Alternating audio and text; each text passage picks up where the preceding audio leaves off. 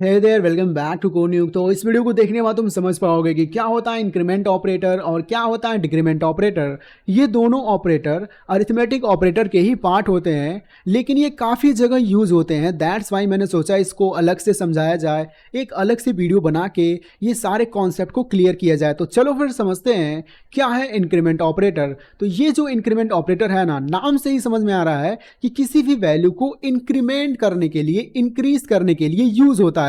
तो यहां पे इंक्रीमेंट ऑपरेटर दो प्रकार के होते हैं, या फिर प्री इंक्रीमेंट कर सकते हो या फिर पोस्ट इंक्रीमेंट कर सकते हो। तो इसको चलो वन बाय वन करके समझते हैं। कोई भी वैल्यू है तुम्हारे पास, अगर तुम चाह रहे हो वो पहले ही इंक्रीज हो जाए और तुम उसको यूज कर पाओ, तो यहां पे तुम ऐसा लिखोगे, प्लस प्लस को तुम्हारे वेरिएबल के पहले ही लिख दोगे, तो वो जो वैल्यू है ना वो पहले ही इंक्रीज हो जाएगा और उसको तुम यूज कर पाओगे। और रही बात पोस्ट इंक्रीमेंट की, तो नाम से ही समझ में आ रहा है यार, कोई भी वैल्यू होगा, अगर तुम चाह रहे हो कि अभी तो मैं उस वैल्यू को एज इट इज यूज कर लूं, लेकिन वो बाद में क्या हो, इंक्रीज हो जाए, तो तुम क्या करोगे ना, पोस्ट इंक्रीमेंट का यूज करोगे। तो चलो विजुअली इसको देख भी लेते हैं।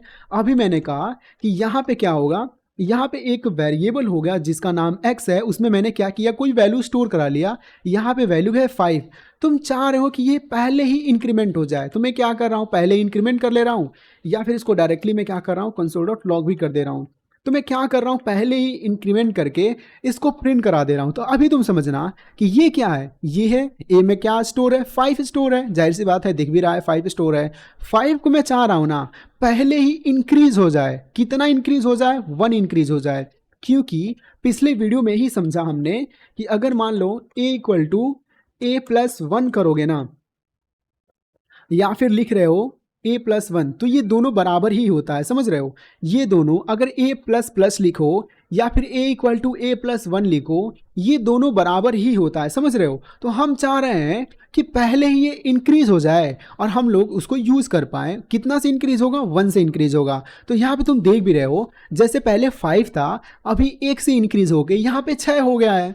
लेकिन तुम चाह रहे हो ना मैं क्या करूं, अभी तो मैं इसको यूज कर लूं, लेकिन ये बाद में इंक्रीज हो जाए। अभी तुम समझना, अभी तो तुमने क्या किया, अभी जो वैल्यू 5 है ना उसको तुमने यूज कर लिया, अभी तो देखो 5 ही आ रहा है। फिर इसमें तुम्हें क्लियर करके दिखा रहा हूं, यहाँ पे a इक्वल टू क्या है, 5 है। तुम a को क्या कर रहे हो, पोस्ट इंक्रीमेंट कर रहे हो और उस वैल्यू को तुम यूज कर रहे हो। तो अभी के लिए तो तुमने यूज कर लिया, ठीक है, 5 था, तुमने उसको यूज कर लिया, कितनी अच्छी बात है। लेकिन अगर तुम बाद में उसको यूज करने जाओगे ना, यहाँ पे रुको, मुझे टर्मिनल फिर से ओपन कर लेने दो। यहाँ पे अगर तुम उसको बाद में क्या करोगे, कंसोल डॉट लॉग, और यहाँ पे मैंने क्या किया, ए को यूज कर लिया। तो अगर मैं क्या कर रहा हूँ, बाद में इसको यूज करके प्रिंट करा रहा हूँ ना, तो यहाँ पे देखना, पहले तो 5 था, लेकिन ये बाद में ना क्या किया था, उसने 1 से इंक्रीमेंट कर दिया था, इंक्रीज कर दिया था। दैट्स वाई यहाँ पे ये जो वैल्यू 5 है वो अब जाके 6 हो गया है। तो ऐसे ही काम करता है, अगर तुम पहले ही इंक्रीज करना चाह रहे हो तो क्या करना, इसको तुम पहले ही लगा देना। लेकिन चाह रहे हो कि पहले मैं क्या करूँ ना, पहले मैं उस वैल्यू को यूज़ कर लूँ और बाद में उसको इंक्रीज कर दूँ, तो तुम क्या करोगे, पोस्ट इंक्रीमेंट का यूज़ करोगे। तो ऐसे ही ये काम करता है। तो चलो फिर समझते हैं क्या है डिक्रीमेंट। तो डिक्रीमेंट यार देख सकते हो, ऐसा दिखता है इसका सिंबल, डबल डबल माइनस कर दोगे तो डिक्रीमेंट का ऑपरेटर बन जाएगा। कितना आसान है। तो यहाँ पे भी दो प्रकार के होते हैं, या तो तुम प्री डिक्रीमेंट कर रहे हो, तो समझ रहे हो, पहले ही 1 से वैल्यू तुम्हारा डिक्रीज हो गया, या तो तुम पोस्ट डिक्रीमेंट कर रहे हो, पहले तुम उस वैल्यू को यूज कर लोगे, बाद में 1 से उसको घटा दोगे। तो चलो फिर इसको भी समझ लेते हैं, बड़ा आसान है।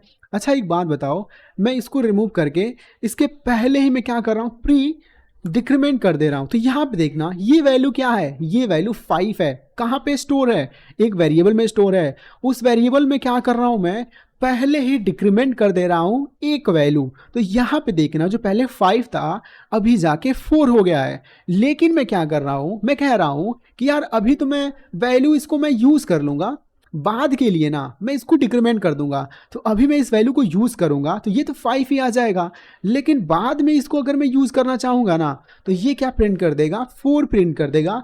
तो आई होप यार बहुत ही ज़्यादा बेसिक लेवल पे मैंने समझाया, ताकि तुम्हें अच्छे से कॉन्सेप्ट क्लियर हो जाए। और इसको हल्के में मत लेना यार, मुझे पता है तुम समझ चुके हो, मुझे पता है, लेकिन इसको हल्के में लोगे तो ये कॉन्सेप्ट अगर तुम भूल गए ना, तो भाई आगे चल के प्रॉब्लम होगा। अगर तुम बड़े बड़े प्रॉब्लम्स को तुम चाह रहे हो ना, लॉजिक बिल्डिंग करना तुम चाह रहे हो ना, तो लॉजिक बिल्डिंग यहीं से होता है। अगर तुम इसको दिमाग में रखते हो, सारा लॉजिक बिल्डिंग का कॉन्सेप्ट मैं पूरे इसी सीरीज में बताने वाला हूँ। बस मेरी बताई गई छोटी छोटी बातों पर तुम क्या करो, गौर करो, ध्यान दो। So that's it in this video यार। Thank you for watching and मिलते हैं नेक्स्ट वीडियो में।